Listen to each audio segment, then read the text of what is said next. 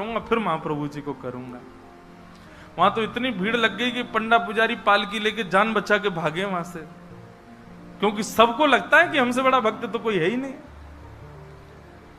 पालकी खाली लौट करके आ गई। महाप्रभु जगन्नाथ जी बोले, तुम खाली आ गए, लेके नहीं आए उनको?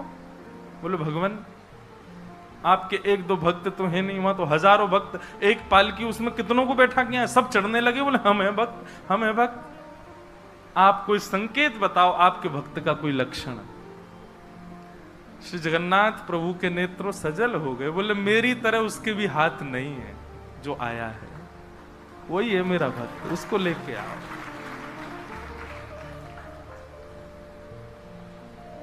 पुजारी पालकी लेकर के दोबारा गए। पुजारियों ने जाकर के जब उनकी स्थिति को देखा, कोई अपने नेत्रों के आंसुओं को रोक नहीं पाया। बार बार महाप्रभु जगन्नाथ जी को प्रणाम करें, कितने दयालु हैं नाथ, कितने कृपालु हैं आप। सदन कसाई को जाकर के पुजारियों ने उठाया। बोले, चलो महाप्रभु जी ने तुम्हारे लिए पालकी भेजी। सदन कसाई बोले, आपको कोई गलत सूचना मिल गई, मैं नहीं हूं वो भक्त जो इसमें। बोले, नहीं तुम ही हो, ठाकुर जी ने आज्ञा करके भेजा है।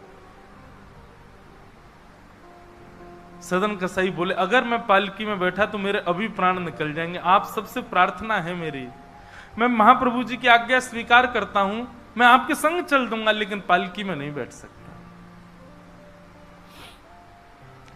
चलने लगे। बस इसी बात से प्रसन्न है कि महाप्रभु जी ने मुझे स्वीकार तो किया। और जैसे ही सिंह द्वार पर पहुंचे और दंडवत करते ही जैसे ही श्री पतित पावन भगवान, सिंह द्वार पर ही श्री पतित पावन भगवान है, बाहर ही उनका दर्शन हो जाता है। उनको देखा, देखते ही बोले, ये पतित पावन भगवान है, श्री जगन्नाथ जी के ही समरूप हैं, पहले इनका दर्शन करते हैं, फिर जगन्नाथ जी का दर्शन होता है। जैसे ही दंडवत किया, अभी तक तो उनको ग्लानि नहीं थी कि मेरे हाथ नहीं है, पर अब दंडवत करते समय उनको तनिक एक ग्लानि से हुई, काश मेरे हाथ होते तो मैं भी ऐसे दंडवत करता, दोनों भुजाएं आगे कर लेता।